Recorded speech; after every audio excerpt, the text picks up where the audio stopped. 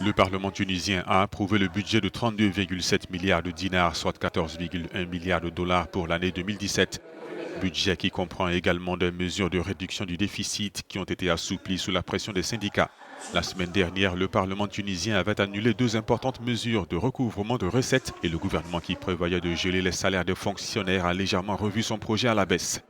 Les projets de levée de nouvelles taxes et de gel des salaires du secteur public avaient conduit à des manifestations initiées par le puissant syndicat UGTT qui avait appelé à une grève générale. Le Premier ministre Youssef Chahed a toutefois souligné au Parlement après le vote que le budget avait été approuvé par consensus et qu'il comportait plusieurs décisions fiscales importantes qui aideront les finances publiques en 2017. La croissance est prévue à 2,5% et le déficit budgétaire est légèrement descendu à 5,4%. Le gouvernement tunisien est confronté à un défi majeur dans sa quête d'opportunités à offrir aux jeunes, frustrés par le niveau élevé du chômage dans le pays.